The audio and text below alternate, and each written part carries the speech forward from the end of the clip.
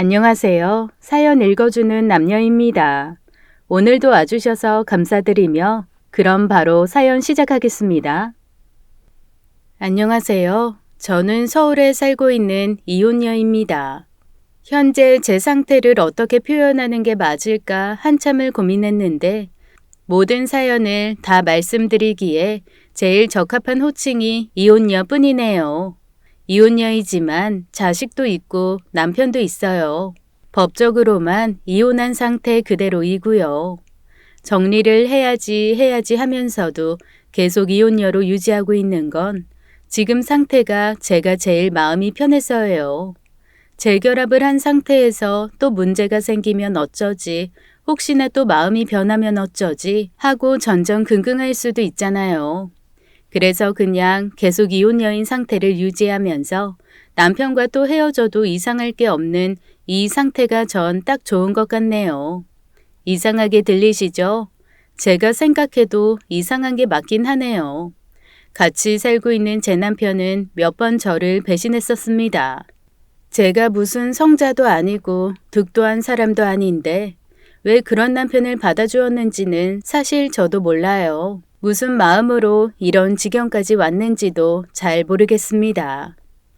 처음 남편과 만나고 사랑할 때는 정말 좋았죠. 이런 사람이 내 인생에 또 나타날 수는 있을까? 우린 천생연분이 아닐까 그랬었습니다. 뭐가 되었든 다 순탄했어요. 남들 다 아는 행복한 연애, 그러다가 결혼까지 마음먹었죠. 하지만 그 순탄했던 사랑도 결혼 앞에서 가로막히게 되었습니다. 남편은 자유로운 영혼을 가진 예술가였는데 저는 그런 남편이 참 좋았습니다. 저는 학교에서 아이들을 가르치는 선생님이었고 살면서 남편처럼 멋진 사람은 본 적이 없었어요. 그래서 더욱 끌렸고요. 저는 남편과는 달리 틀에 박혀 사는 삶을 살았습니다. 남편 눈에는 그런 제 모습이 안정적으로 보여서 제가 좋다고 늘 입버릇처럼 말했죠.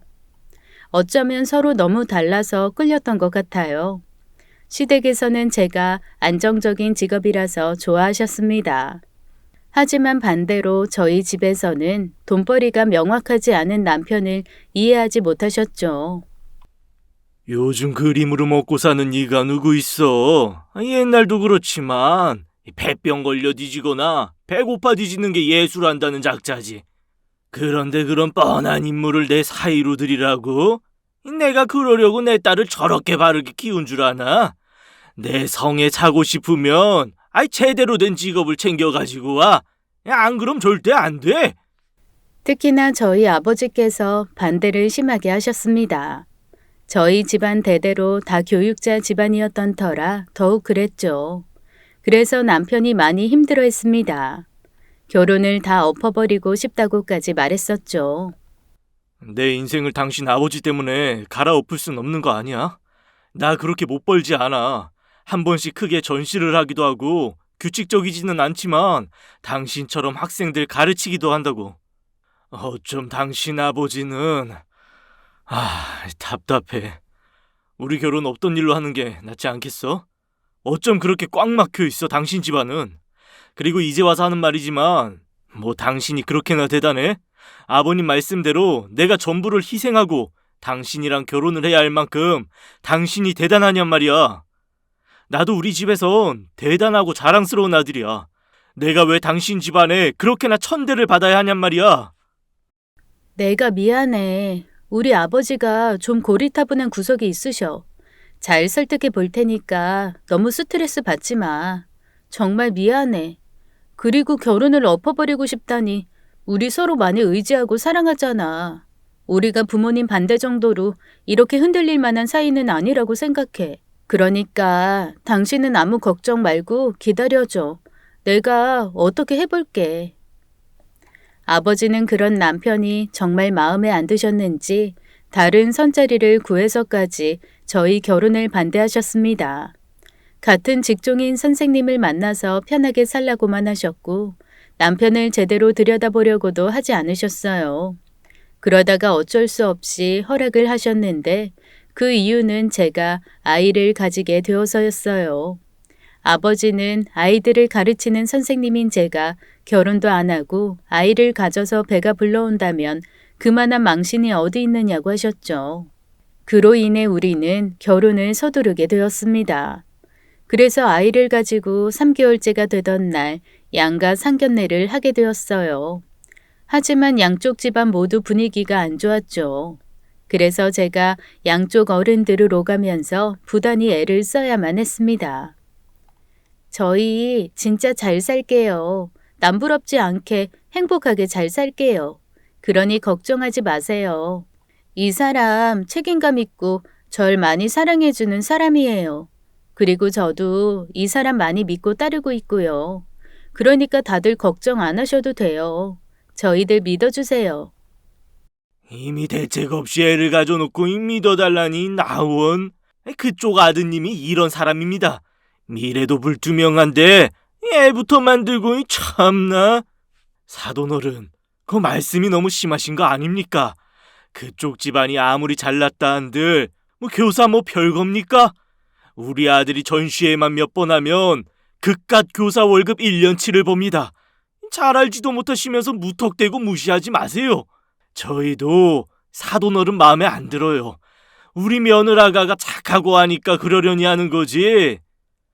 우리 아들이 그쪽 집안한테 천대받을 거 생각하면 저희도 이 결혼 반대라 이 말입니다. 아시겠어요? 양쪽 집안이 서로 마음에 들어하지 않는 상황에서 저와 남편은 한껏 눈치를 보며 결혼을 치렀습니다. 그래도 행복했어요. 결혼하고 양쪽 집안 계속 마주할 일이 있는 것도 아니었고 그래도 아이 덕에 양가 어른분들이 축복은 해주셨거든요. 저와 남편이 결혼한 것은 다 우리 아이 덕분이다 하고 감사했죠. 그렇게 10년 남편과 저는 남부러울 것 없이 결혼 생활을 유지했습니다. 저는 아이를 낳기 전까지 교직에서 일했고 아이를 낳은 뒤에도 시어머니 덕에 다시 복직할 수 있었어요. 그리고 남편 또한 아이를 봐주면서 일을 했고 이런 환상의 짝꿍이 또 있을까 싶었습니다. 그러다 아이가 초등학교 3학년쯤이 되었을 무렵 남편의 낌새가 이상했어요. 거의 집에서만 작업을 하던 남편이었는데 어느샌가부터 작업실을 따로 얻어서 일을 하기 시작했죠. 그러면서 작업실에서 자고 온다는 핑계로 집에 오는 일이 드물어졌습니다. 아이가 한 번씩 아빠 작업실에 들르곤 했는데 그냥 돌아오는 날이 많았어요. 엄마, 오늘 아빠 없던데? 작업실 문도 잠겨 있고 내 전화도 안 받아. 그래서 그냥 왔어. 아, 배고프다. 아빠한테 맛있는 거 사달라고 하려고 했는데. 제가 남편에게 연락을 해도 잘 안 받는 일이 꽤나 잦았죠. 그러던 어느 날 남편에게 전화를 걸어 어디냐고 물어보았어요.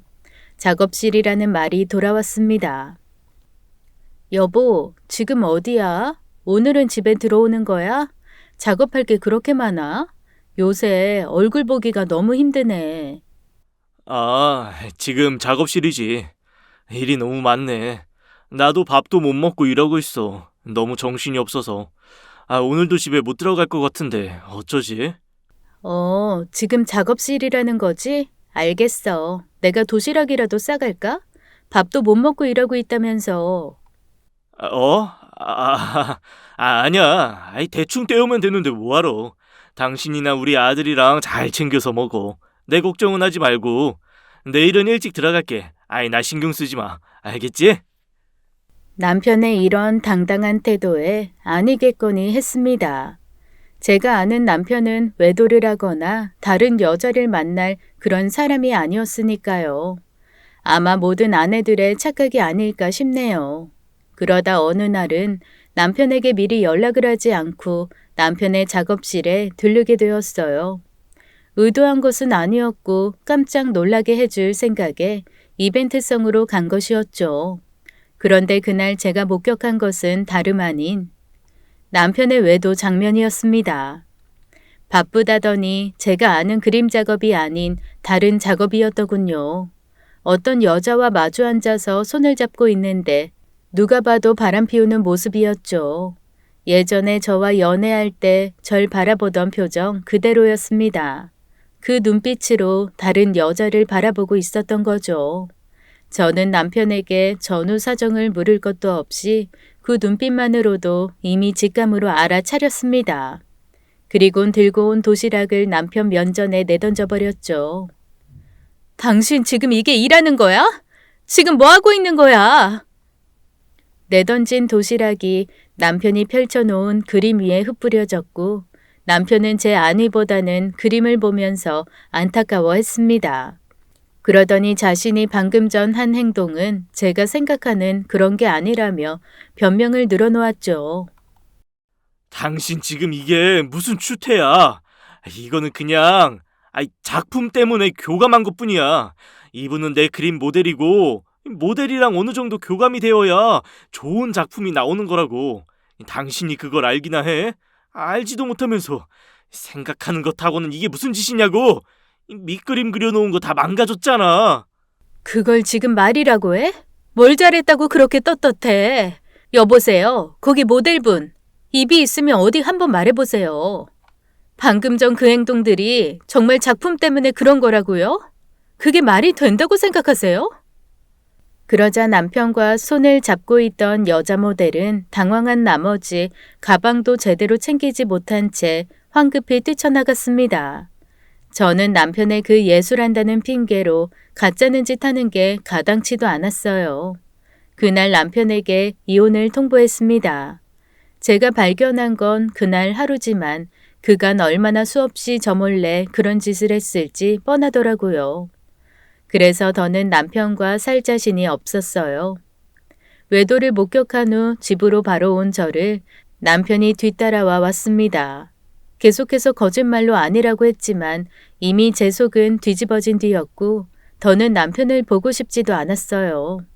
10여 년 넘게 남편을 믿고 사랑해왔던 나날들이 모두 거짓으로 보일 만큼 단칼에 싫어졌어요. 그래서 그런 남편에게 저는 바로 이혼하자고 말했습니다.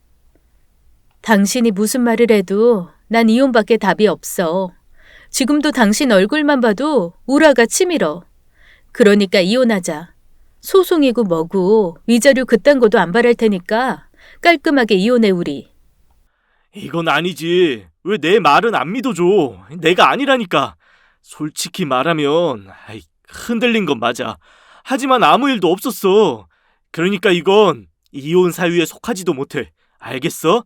난 떳떳해. 당신한테 부끄러운 거라고는 그 순간 아주 잠시 땀만 먹은 건 그것뿐이야. 눈앞에 매력적인 여자가 있는데 어떤 남자가 안 흔들릴 수 있겠어. 가정이 있다 한들 흔들릴 순 있어. 이상한 거 아니야 그거. 제자리로만 돌아오면 되는 거야. 난 그랬고. 그러니까 난 이혼 받아들일 수 없어. 그러니 제발. 이혼은 안 돼. 말도 안 되는 거야. 난 못 받아들이니까 당신 맘만 돌이키면 돼. 우리 애를 생각해야지. 그리고 우리 양가 부모님 반대 무릅쓰고 결혼했어. 기억 안 나? 남편은 적반하장도 유분수였고 그저 제 마음만 정리하라는 말로 일관했습니다. 그래서 생각할 시간을 좀 가지자고 했어요. 남편 말대로 저희가 연애를 하는 것도 아니고 결혼하고 애도 있으니 말이죠. 제 마음만 정리하면 된다고 하니 내가 오해를 한 것이었다고 생각하며 제 자신을 달래보았습니다. 그래서 한 달여간을 남편과 대화 없이 지내다가 남편에게 말했어요. 앞으로 또 제가 오해할 만한 일이 생긴다면 그때는 정말 가차없이 이혼하겠다고요. 더는 그런 꼴 못 볼 거라고 말이죠. 그러자 남편도 수긍하고는 다시는 오해의 소지를 만들지 않겠다고 약속했습니다. 한마디로 제가 한번 봐준 것이죠. 하지만 계속해서 남편에게 의심이 드는 건 어쩔 수 없었습니다. 그 의심의 시작을 남편이 하게 만든 건 맞으니까요. 그래서 저도 모르게 남편을 자주 간섭을 하게 되었고 일하는 곳에 불쑥불쑥 찾아가게 되었습니다. 아니면 아이를 보내기도 하고요. 꼭 첩자처럼 말이죠. 그러자 남편도 그 낌새를 알아챘는지 제게서 마음이 점점 멀어지는 느낌을 받았습니다. 같이 있어도 같이 있지 않은 기분이 들게 했어요. 같이 한자리에서 밥을 먹어도 남편의 눈빛이 정 같지 않았습니다. 같이 텔레비전을 보고 있어도 그 어떤 말도 나누지 않았죠. 그냥 몸만 제 곁에 있을 뿐이었어요. 저는 그게 그저 과독이라고 여겼습니다. 지금은 어색하지만 시간이 좀 흐르면 조금씩 다시 가까워지겠지라고 말이죠. 하지만 제 생각과는 다르게 남편은 더욱더 멀어질 뿐이었습니다. 어느 날 매일 꼬박꼬박 집에 들어와 의무적으로 출근 도장을 찍듯 하던 남편이 보이지 않았어요. 그때 그 죽일 놈의 육감이라는 것이 적중하더라고요. 저는 또 불쑥 남편의 작업실에 가게 되었고 역시 또 어떤 여자와 다정한 모습을 하고 있는 남편을 보았습니다. 그런데 이전과는 달리 손만 잡고 있는 것이 아니라 서로 부둥켜 안고 있었어요. 그전처럼 그 어떤 변명을 늘어놓을 수도 없는 상황임이 분명했습니다. 이번엔 남편이 먼저 저를 발견했는데 전과는 다르게 놀라지도 변명을 늘어놓지도 않았어요. 그저 아무 말도 안 하고 서 있더라고요.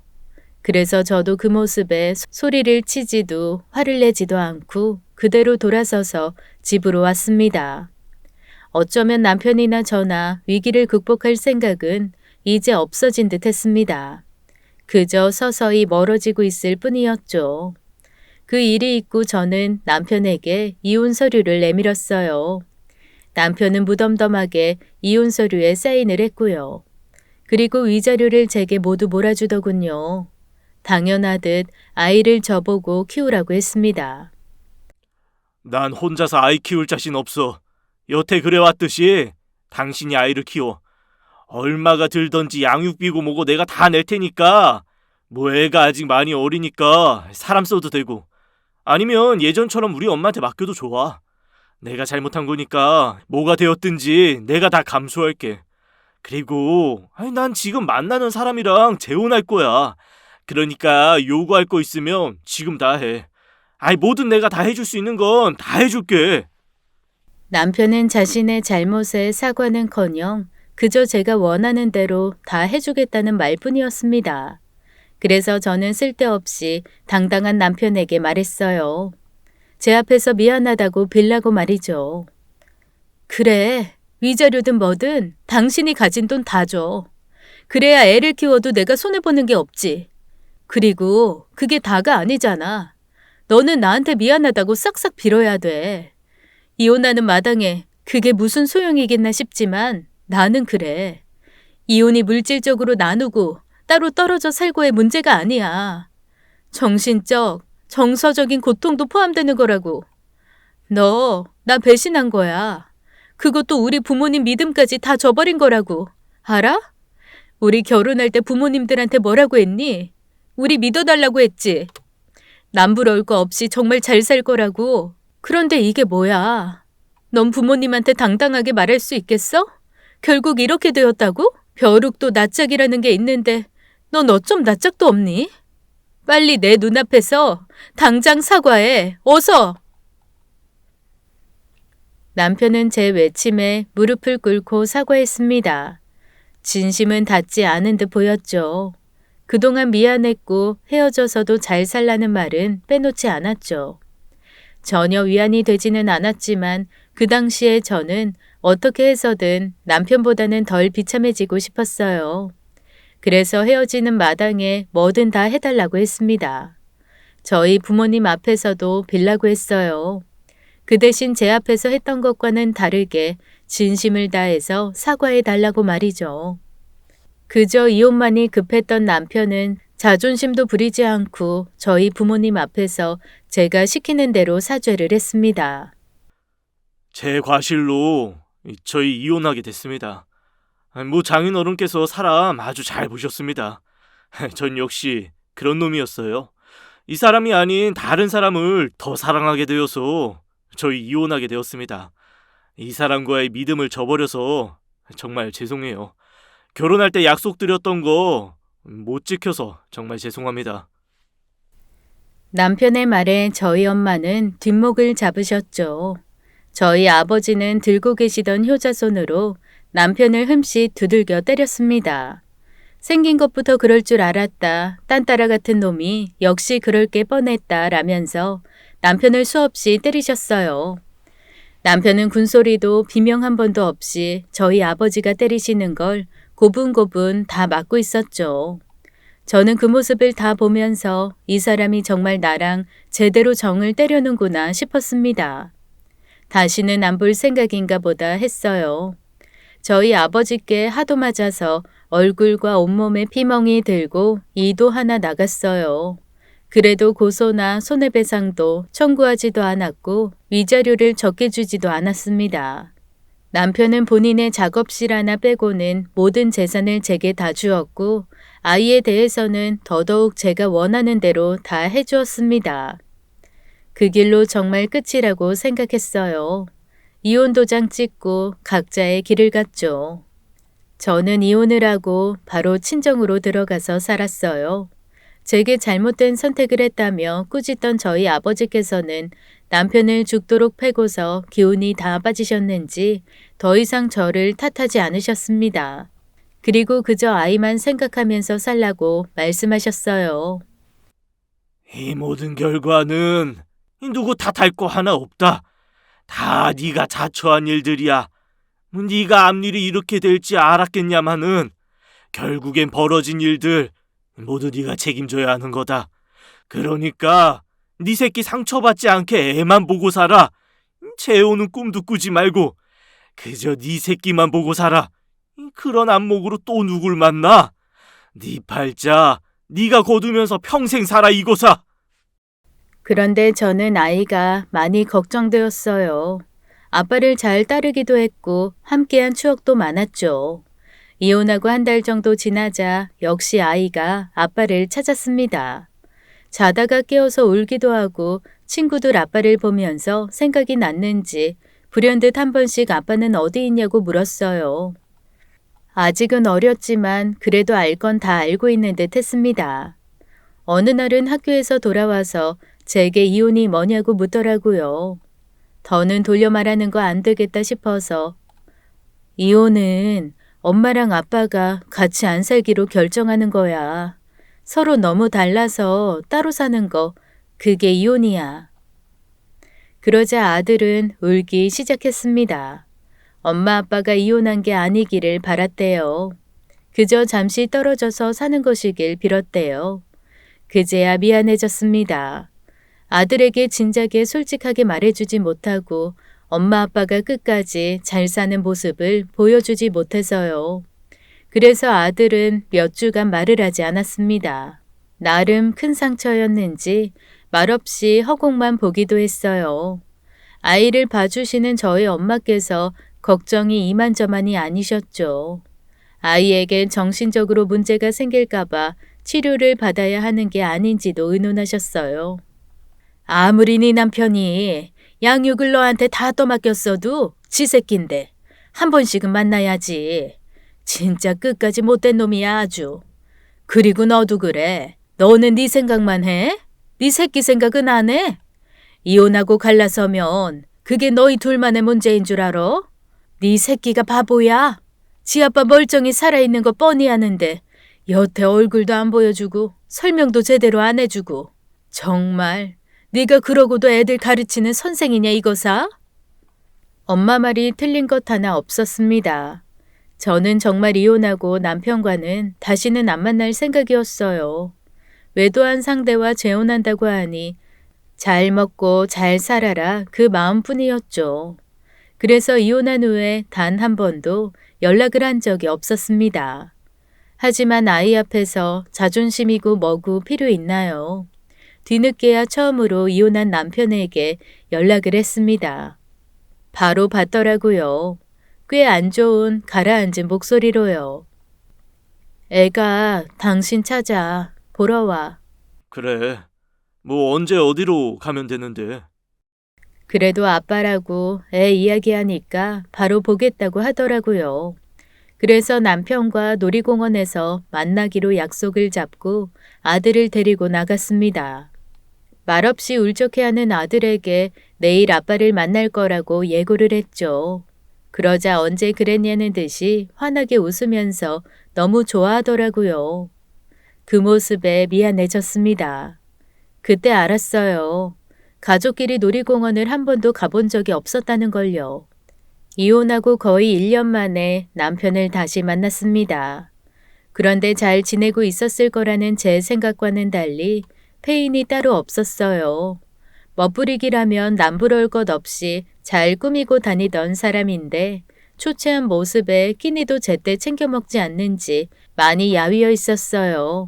저도 모르게 보자마자 무슨 일 있냐고 묻게 되었습니다. 그러자 남편이 어렵게 꺼낸 말이 저와 이혼하고 택한 그 여자가 자신을 배신했다고 말했어요. 그래서 재혼은 하지 못했고 저와 이혼하고 얼마 지나지 않아서 헤어졌다고 했습니다. 그러다 보니 좀 페인같이 살았다고 했어요. 본처도 버린 놈이 새로 인생 시작한다고 잘 살겠어? 뻔하지. 내가 눈이 뒤집혔었지. 한참 잘못 생각했어. 원래가 그래. 그런 법이야. 불륜 저지른 놈의 처참한 결말이지. 어때? 고소하지? 당신은 내가 잘 살길 바랬어? 아닐 거 아니야. 남편은 장난투로 말하기는 했지만 조금은 씁쓸해 보였습니다. 그래서 저는 그런 남편에게 그럼 시간 많겠다. 그거 잘 됐네. 우리가 이혼하면서 너무 애 생각을 안 했어. 애가 당신 많이 그리워했어.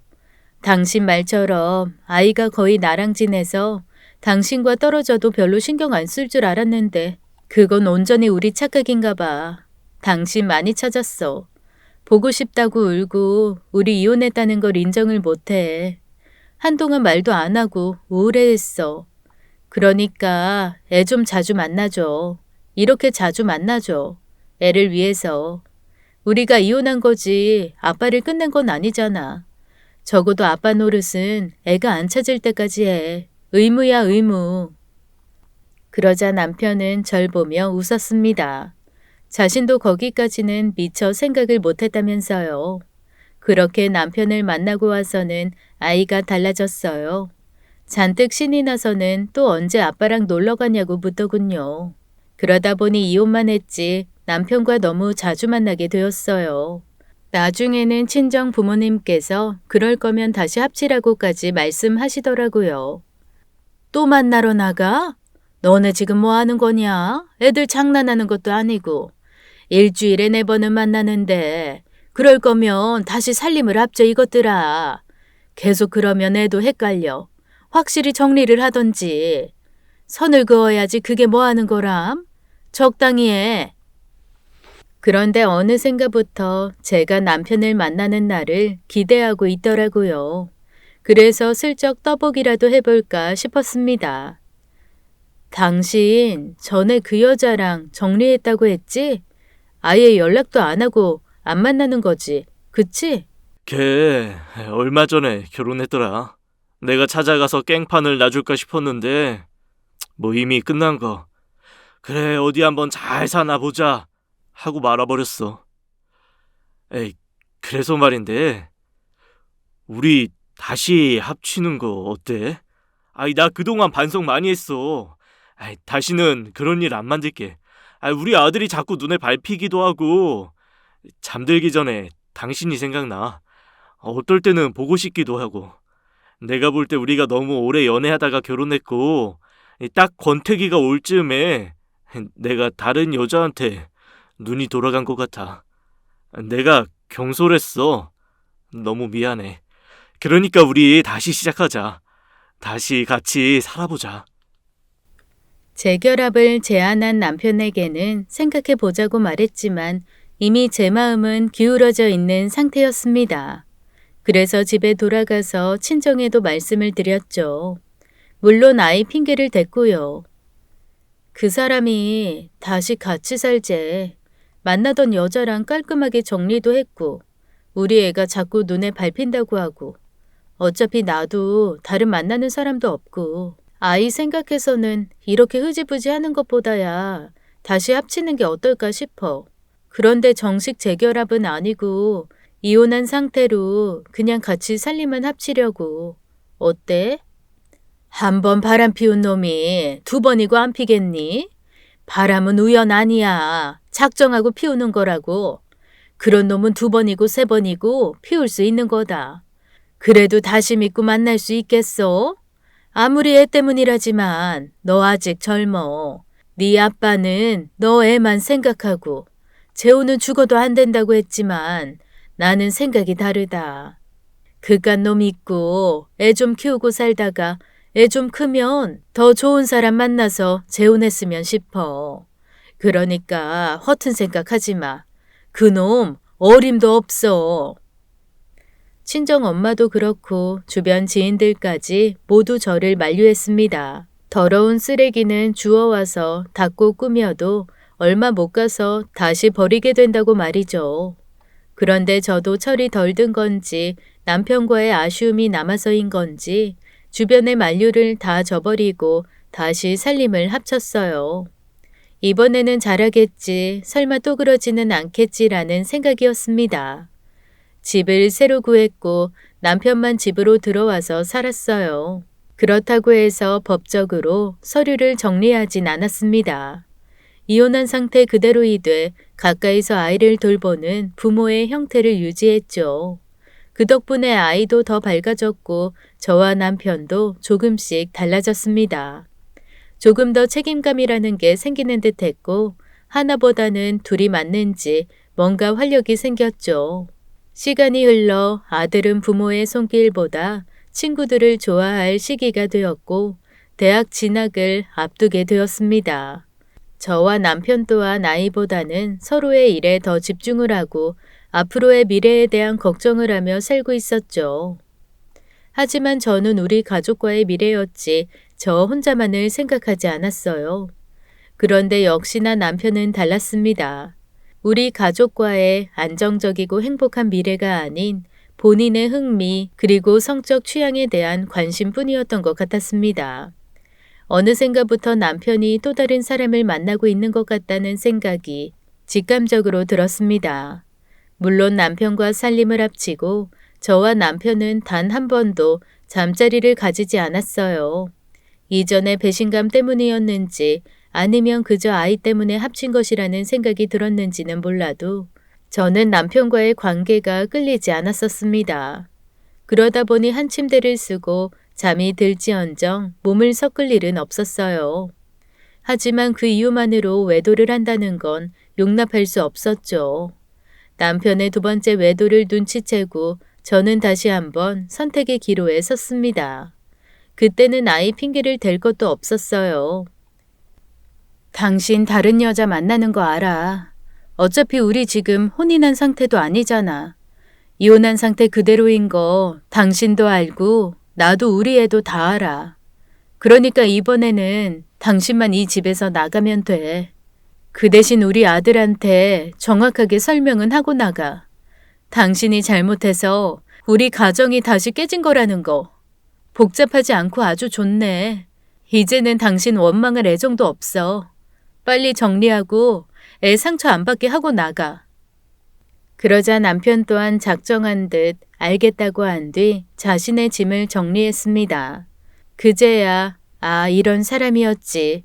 내가 대체 뭘 또 기대하고 믿었던 걸까 싶더군요. 아이가 학교에서 돌아왔고 남편은 아이를 앉혀두고 오랜 시간 설명했습니다. 설명이라기보다는 변명이고 자기 합리화였죠. 아들, 아빠가 말이야. 엄마 말고 다른 사람이 생겼어. 그래서 이 집에서 나갈 거야. 엄마도 사랑하고 너도 사랑하지만 그보다 더 사랑하고 싶은 사람이 생겼어. 너는 아직 어려서 아빠 마음을 이해 못하겠지만 여하튼 그런 게 있어. 설명하기 복잡한 이성 간의 마음 말이야. 그렇다고 해서 널 버리겠다는 건 아니야. 너만 괜찮다면 아빠하고 자주 만났으면 해. 엄마랑은 이야기 잘 나눴어. 너도 알고 있지? 네 엄마랑 나랑 이미 이혼한 상태인 거. 그래도 나는 우리 아들 아빠로서의 역할을 잘하고 싶어. 아빠가 떠나도 널 만나러 언제든지 올 거고 너와는 계속 연락할 거야. 결론은 아빠가 딴 여자 생겨서 집을 나간다는 거 아니야? 아빠 진짜 왜 그래? 엄마가 한번 받아줬으면 감사합니다 하고 잘 살아야지. 지금 뭐 하는 거야? 내가 바본 줄 알아? 바람이라니. 너무 뻔뻔하잖아. 나한테 부끄럽지도 않아? 나이도 먹었는데 정신 좀 차려 제발. 상대 여자는 뭐 하는 여잔데 그 여자는 제정신인 거 맞아? 아니지. 제정신이면 아빠를 만날 수가 없지. 이혼남에 돈도 없고 이렇게 별론데 그래도 아빠가 좋대? 눈이 안 보이나? 아빠가 이 집에서 나가는 순간 나랑도 끝이야. 어떤 자식이 바람을 2번씩이나 핀 아버지를 아버지로 생각해. 안 그래? 어릴 때는 때를 쓰면 그래도 아빠를 잡아둘 수 있을 거라는 생각했어. 엄마도 아빠를 못 잊는 것 같았고 내가 그렇게 노력하면 될 거라고 생각했어. 그런데 아빠는 안 되겠어. 나도 포기야. 변명 그만하고 그냥 나가. 나도 더는 아빠 보고 싶지 않아. 남편은 아들의 말에 허탈한 듯 웃었고 아들은 당분간 친구 집에서 지내겠다며 집을 나갔습니다. 저와 남편 멍하니 둘만 남았고 저는 방 안으로 들어가 버렸어요. 그렇게 남편은 2번째로 저를 버렸습니다. 버렸다기보다는 다시 원래대로 돌아갔다고 해야 하는 게 맞겠죠. 그렇게 남편이 다시 나가고 저는 아무 일 없다는 듯이 잘 지냈습니다. 아들도 일주일간 친구 집에서 지내다 돌아와서는 제 눈치만 볼 뿐 다른 말이 없었죠. 그나마 다행이구나 싶었어요. 이별도 내성이 생기는구나 싶더라고요. 처음이었다면 슬펐겠지만 남편이 2번째로 다른 사람에게 갈 때는 슬프지도 않더라고요. 그럼 그렇지 그런 생각뿐이었습니다. 그렇게 시간이 흘러 아들은 대학에 들어갔어요. 대학이 멀리 있어서 저와도 떨어져서 살게 되었습니다. 저와 함께 자취방을 알아보러 다니는 내내 그러더라고요. 엄마, 나는 집 나가는 거 아니야. 학교 때문에 떨어져서 사는 것뿐이야. 알지? 주말마다 집에 올 거고 무슨 일 생기면 바로 나부터 불러. 알았지? 아들은 남편처럼 자신도 저를 떠나버리는 것 같은 느낌이 들었는지 저를 내내 염려했습니다. 딴 건 몰라도 내가 아들 하나는 잘 키웠구나 싶었죠.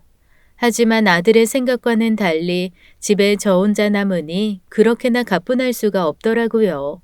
생각해보니 저는 온전히 저 혼자서 살아본 나날이 없었습니다.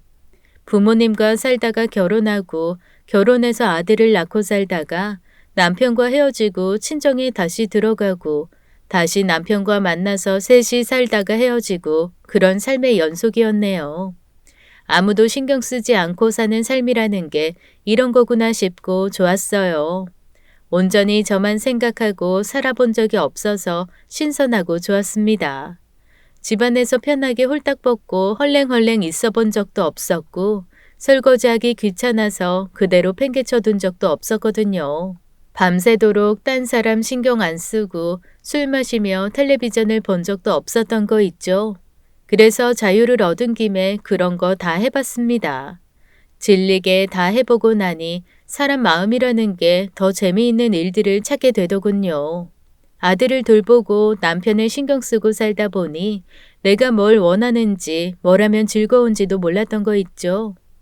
인생에서 나 자신만을 생각하는 시간을 얼마나 가질 수 있을까 싶었는데 딱 지금이었어요. 남편은 지 인생 찾아 나가고 아들은 독립해서 나간 딱 지금이었습니다. 행복했어요. 즐기자라고만 생각했습니다. 그런데 제가 한 가지 놓친 게 있더라고요. 시간 그리고 제 건강이요. 인간이 하고 싶은 걸 마음껏 할 수 있을 때 전제가 되는 것이 딱 그 2개잖아요. 제가 막 제 인생을 즐기자 싶을 때 그 2개가 간당간당했습니다. 출근해서 아이들을 가르치고 있는데 속이 너무 쓰렸어요. 혼자라 편하다고 너무 밤새 술을 퍼마셨나 음식을 내 기분에 따라 너무 막 먹었나 싶어 갸우뚱했습니다. 그러다가 위가 뒤틀리도록 너무 아파서 병원을 찾았는데 이제 막 행복이 시작된 제가 암이라는 겁니다. 그것도 위암이고 어느 정도 병이 진행된 상태라고 말이죠. 그동안에는 이런 일은 텔레비전에 나오는 비련의 여주인공에게만 해당되는 거 아닌가 하고 살았습니다. 그런데 저한테 이런 일이 참 인생 야속하다 싶더라고요. 뭐 얼마나 재수가 없어야 하고 많은 사람 중에 하필 지금 병에 걸릴까 싶었어요. 웃음밖에 안 나오더라고요. 한참을 어이없게 웃다가 남편 탓을 하게 되었습니다. 내가 아픈 건 다 그 자식 때문이다. 전 남편 그놈이 내 속을 하도 썩여서 내 속이 진짜로 썩어버린 거다 하고 말이죠. 학교에 사정을 말하고 휴직계를 냈어요. 그리고는 혼자서 조용히 병원에 다녔습니다. 초기라 수술만 하면 되는 거였는데 이상하게 환자복 입고 병원에 앉아 있으니까 기분이 이상하더라고요. 그때 제 나이 40이 넘었을 때였어요. 엄마한테 아프다고 말해야 하나, 열심히 공부하고 있는 아들한테 암이라고 말해야 하나 모르겠더라고요. 나이 먹었다고 해서 답을 다 아는 건 아닌 것 같더라고요. 특히나 나이 먹고 아쉬운 소리, 어디 아프다 소리는 어디에 할 수 있을까 하는 생각이 들었습니다. 내가 남편이라도 있었다면 남편한테 말하면 되는 건가 싶어서 또 웃음이 났죠. 암이라고는 하는데 그렇다고 아프진 않았어요. 수술해야 하니까 뭐 먹으면 안 된대서 좀 배고픈 정도? 그게 다였습니다. 수술 전날 괜히 마음만 뒤숭숭해서 어두운 병원 내부를 돌아다니는데 먼 발치에 앉아있는 사람이 한 명 보이더라고요. 저쪽도 어지간히 뒤숭숭한가 보다 하고 스쳐 지나가려는데 그 사람이 저를 부르는 겁니다. 뭐지? 하고 바라보는데 남편인 거 있죠? 저랑 똑같이 병원복을 입고는 저를 애처롭게 바라보는데 이게 감정이 반갑다고 해야 할지 놀랍다고 해야 할지 모르겠더라고요. 뭐야? 당신이 왜 여기 있어? 환자복은 뭐고? 교통사고라도 났어? 아니, 나 벌 받나 봐. 나 암이래. 대장암. 내일 모레 수술해. 안 그래도 당신 생각하고 있었는데 어떻게 바로 딱 나타나냐? 당신이야말로 여긴 왜 있는데? 어디 아파? 저는 남편의 말에 그 조용한 병원 복도가 쩌렁쩌렁 울리게 막 손가락질하면서 웃었습니다. 당신 암이야? 정말 꼬숩다. 나는 나만 아픈 줄 알고 진짜 너무 억울했는데. 너무 안심됐어 지금. 나만 아픈 게 아니라서. 나도 암이야, 위암. 내일 수술 받아. 뭐 이런 걸 천생연분이라고 해야 되는 거야 뭐야? 암튼 나만 병 걸린 게 아니라서 이렇게 위안이 될 수가 없다. 너무너무 잘 됐다. 당신 암 걸린 거. 올해 들어 가장 좋은 소식이 아닐 수 없어. 날 버린 바람난 전 남편, 암 걸린 소식. 너무 좋다 아주. 저는 통쾌하게 웃었는데 남편이 저의 병을 듣고 울더라고요. 미안하다고 말이죠. 그딴 것도 인연은 인연인지 남편과 병원에서 제외하고 내내 붙어 다녔어요. 아는 사람이 서로밖에 없으니 그럴 수밖에 없었고 저처럼 남편도 어디다가 아프다 소리 못한 것 같더라고요. 내가 누구한테 아프다고 말을 해. 와이프가 있길래 나보고 한심하다고 한 내 아들한테 말을 해. 우리 부모님도 나 놓은 지 꽤 됐어. 그리고 그때 내가 새로 만난 여자 헤어졌어. 알고 보니까 양다리였더라고. 내가 그렇지 뭐. 당신도 알다시피 보는 눈 더럽게 없지. 남편은 다시 혼자가 되었고 여전히 한심하게 살고 있었습니다. 그럼 그렇지라고 손가락질할 오지랖도 안 남아 있었어요. 저는 그저 내일 수술 잘 마치고 살아서 볼 수 있으면 보자 하고 웃어주었습니다. 꼭 득도한 사람처럼 말이죠. 그렇게 말하고 제 병실로 가려는데 남편이 제 팔을 잡더라고요.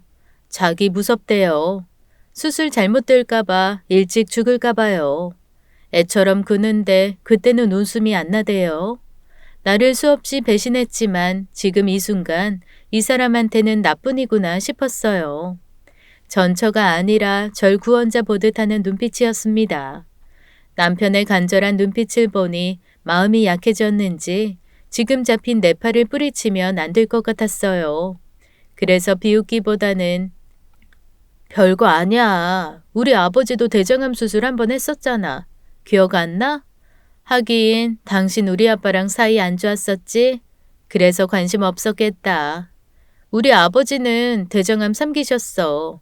그래도 수술 잘 받고 지금 정정하셔. 안 죽으니까 걱정 마. 이 쫄보야.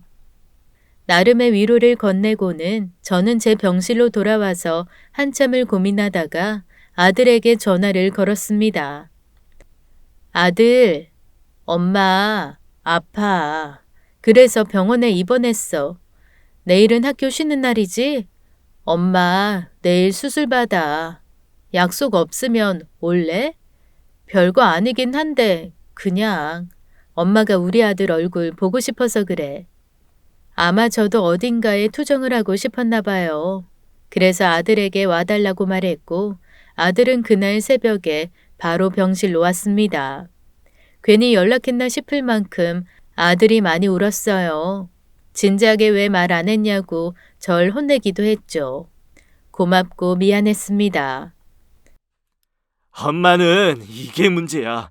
어떤 엄마가 암에 걸렸는데 아들한테 말을 안 해. 수술 별거 아니라고? 만약에 진짜 재수 없어서 수술 받다가 뭔 일 생겨서 나 못 보고 가면 어쩌려고 그랬어. 엄마 제정신이야? 진짜 내가 얼마나 놀랬으면 지금 잠바도 거꾸로 입고 뛰어왔겠어. 하도 급하게 와서 택시비 17만 원이나 나왔어. 알아? 그 돈이면 내 한 달 주말 아르바이트비 반절이야. 알아? 엄마는 진짜 지금 내가 돈 아깝다고 말하는 게 아니라 그만큼 엄마가 나한테 1순위라고. 내가 조금만 아파도 벌벌 떠는 사람이 엄마가 아프면 내가 벌벌 떨 거라고. 왜 생각을 못해? 알겠어. 잔소리 좀 그만해. 그리고 네 아빠도 여기 있어. 네 아빠 대장암이란다. 내일 나 수술하고 1시간 뒤에 수술한대. 시간 내서 한번 가봐. 아까 보니까 찔찔 울더라. 죽을까 봐서. 그 인간 참 겁 많아. 하지만 아들은 끝까지 남편에게 가지 않았고 제가 막 수술실에 들어갈 때 엄청 크게 울었습니다. 누가 보면 제가 죽으러 들어가는 것처럼 말이죠. 그래서 저는 겁주려고 아들, 엄마 거 보험 증서 옷방 서랍 맨 아래 칸에 있어. 혹시 뭔 일 생기면 그거부터 챙겨. 그리고 우리 집 아직 대출 남았다. 그럼 엄마 간다. 그러니까 더 크게 울더라고요. 그런데 막 수술실 들어갈 때 고개를 빼꼼 들어보니 우리 아들 뒤편으로 남편이 보고 있더라고요. 저는 가볍게 손짓을 해주었습니다. 그래 살아서 보자 인간아 하고 말이죠. 당연히 제 수술은 잘 되었고 눈 떠보니 아들이 괜찮냐고 물었습니다. 제 수술 다음이 남편의 수술이었던지라 아들에게 물으니 그러거나 말거나 하더라고요. 저는 아들이라도 곁에 있었지 남편은 보호자 한 명 없잖아요. 그래서 아들한테 좀 가보라고 시켰어요. 그래도 아버지인데 생사는 확인하라고요. 억지로 가는 듯 하면서도 내심 걱정은 되었는지 아들이 가긴 갔습니다.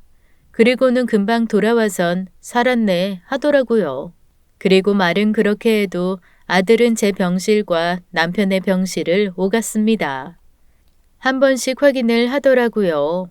내색은 안 했지만 알 수 있었어요. 아드님이 대장암 수술하신 환자분이랑 어떻게 하세요? 회진 돌 때 보니까 거기 계시더라고요. 친척분이세요? 그럼 병실을 붙여드릴까요?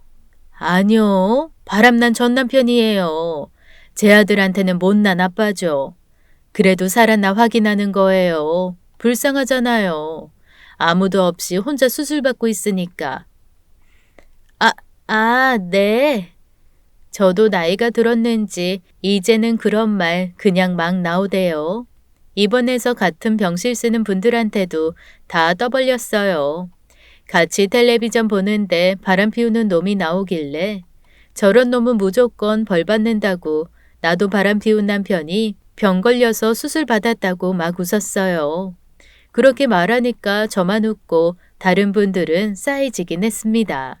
한참을 입원하고 지내다가 퇴원을 앞둔 날 남편이 제 병실로 왔습니다. 그러더니 제게 보험금 좀 달라고 하더라고요. 예전에 암보험 들 때 제가 제 친구한테서 남편 것까지 같이 들었었거든요. 남편은 그런 거 챙길 줄 몰라서 제가 알아서 다 했고요. 그래서 제 것 청구하면서 같이 해주겠다고 했어요. 그리고 그 핑계로 남편이 자주 연락을 했죠. 남편의 꼼수를 제일 먼저 눈치챈 아들이 받아주지 말라고 하더라고요. 그런 식으로 은근슬쩍 제게 엉겨 붙으려는 것 같다고 말이죠. 그래도 인간이 불쌍하기도 하고 아들에게는 미운 아버지이지만 제게는 온갖 복잡한 감정이 모두 서린 남편이잖아요. 어쩌면 저를 제일 잘 알면서도 모르는 사람이기도 하고요. 그리고 예전처럼 미워하기에는 그 사이 그 인간이나 저나 나이를 많이 먹었고요. 뭐 그리 힘든 일이라고 그냥 다 받아주었습니다. 속셈을 뻔히 다 알면서도 말이죠. 그렇게 몇 달을 질질 끌던 남편은 어느 날 작정한 듯 할 말이 있다며 찾아왔어요. 그 할 말이라는 것이 당연히 같이 살자는 말이었습니다. 대신 이번에는 많이 달랐고요. 내가 당신 배신하고 상처 주고 우리 아들한테도 못난 아빠라는 거 아주 잘 알아. 그럼에도 불구하고 이렇게 말하는 건 내가 자존심이 없어서도 아니고 어디 들러붙을 데가 없어서도 아니야. 크게 아파 보니까 알겠더라. 가족만한 거 없고 특히 아내, 자식만한 게 없더라고. 내가 이 나이에 어디에 낄 수 있겠어. 우리 부모님 이제 많이 늙으셨고 두 분 사시기 바빠서 나한테 관심도 없으셔. 그리고 나한테 조금이나마 관심을 보이던 여자들 모두 내가 돈 없는 거 알고 금방 떠나더라. 그렇지. 나이 많고 가진 것도 없는 남자 누가 좋아하겠어. 나 같아도 싫지. 나한테는 이제 진짜 당신이랑 우리 아들밖에 없어. 당신이 이번에 나 버리면 나 진짜 혼자야. 그러니까 나 좀 다시 받아줘. 이기적인 거 아는데 진짜 당신밖에 없어. 나 받아줄 사람 내가 정말 잘할게. 남은 인생 당신 머슴같이 살라면 그렇게 할게. 죽을 때까지 당신이 나 괴롭혀도 내가 다 받아주면서 옆에 있을게. 그러니까 제발 나 좀 받아줘. 그러자 옆에 있던 아들이 제게 받아주지 말라고 말하더군요. 엄마, 아빠한테 한두 번 속아? 또 속을 거야? 받아주지 마. 이거 다 속셈이야. 이러고서 또 지나면 또 그럴 거야. 이번에는 뭐 우리 돈 뜯으러 온 거예요? 미안해서 전 재산 다 준다더니 이제는 돈 떨어지니까 엄마한테 돈 받으러 온 거냐고요. 아빠 필요 없으니까 이제 가요. 나는 아빠 더는 보기 싫어요. 그리고 우리 엄마 너무 불쌍하잖아. 아빠한테 맨날 유혹만 당하고 그러다가 병 얻어서 수술도 하고 자기 아쉬우니까 또 받아달라고? 그게 말이 된다고 생각해요? 내가 진짜 면목 없는 거 아는데 그래도 싫다고 하면 할 말 없지만 매일매일 속지 않은 마음으로 살게. 그러니까 부탁해. 제발 나 진짜 더 갈 데가 없어. 그리고 나 같은 사람 받아줄 사람 당신뿐이 없어. 그동안 여자들한테는 그저 흔들렸을 뿐이야. 내 뿌리는 늘 당신한테 있었어. 근데 내가 그걸 그동안 몰랐을 뿐이지. 남편은 제게 죽을 때까지 빌면서 살겠다고 부탁을 했습니다. 저도 제가 성격이 이상한 건지 아니면 착해 빠진 건지 모르겠지만 이상하게도 그 말이 싫게 들리지 않았어요. 게다가 남편이 부탁하는 그 말이 꼭 마지막 말 같았습니다. 저 사람은 내가 이번에 거절하면 날 영영 떠나겠구나 싶었어요. 그래서 저도 모르게 그 순간에 남편에게 알겠다고 말했습니다. 그러자 아들은 엄마하고 짜증 섞인 말을 내뱉었고 남편은 고맙다면서 울었어요. 제가 마음이 넓어서 남편을 다시 받아준 것도 아니었고 그렇다고 온정이 넘쳐서 받아준 것도 아니에요. 그저 그때 제 감정이 그렇게 시켜서 그렇게 한 것뿐입니다. 다른 이유 없었어요. 그리고 지금까지도 저는 남편과 아들 이렇게 셋이 살고 있습니다. 초반에는 아들과 남편의 사이가 많이 안 좋았지만 시간이 해결해 주더라고요. 남편의 노력으로 둘 사이가 꽤 많이 좋아졌습니다. 남편은 자신이 약속했던 것처럼 정말 열심히 살고 있어요. 이제는 다 늙어서 어디 눈 돌리는 거 꿈도 안 꾸고요. 원래 하던 그림도 다시 하면서 전시도 하고 저보다도 더 돈 잘 벌고 있습니다. 능력이 다는 아니지만 적어도 아들과 제 눈밖에 나지 않으려고 돈이라도 많이 벌어두려고 하는 것 같았죠. 그리고 다시 살림을 합치기는 했지만 법적으로 부부는 아닙니다. 제가 원하지 않았고 아들과 남편도 강요하지 않았어요. 아마 죽을 때까지 이혼 상태로 같이 살 것 같습니다. 부부이기 이전에 원수이기도 하고 친구 같기도 하고 남들이 이해하기 힘들지만 다양한 관계로 유지하며 살아가고 있어요. 바람 피운 남편 받아준 한심한 여자로 보이시겠지만 그렇게 봐주신다면 아니라고 할 수는 없겠네요. 하지만 한편으로 제 나름 손해보고 살지는 않았어요. 돈이라면 돈, 남편으로서 의무는 다 받아 챙기고 살았습니다. 어쩌면 인생에서 부부란 말이죠. 법적인 관계에서 한 발짝 벗어나서 보면 서로 등 돌렸다가도 언제든지 다시 마주할 수 있는 그런 인생 동지이자 동반자가 아닐까 싶네요. 오늘 사연 어떠셨나요? 남편에게 여러 번 배신을 당하고도 결국 남편을 끝까지 받아준 사연자님이 사실은 남편을 깊이 사랑하고 있었던 건 아닌가 싶습니다. 부디 법적으로 부부는 아니지만 오래오래 가족으로서 행복하게 사시길 바랄게요. 그럼 저희는 다음 시간에 다시 돌아오겠습니다. 오늘도 시청해주신 여러분 감사합니다.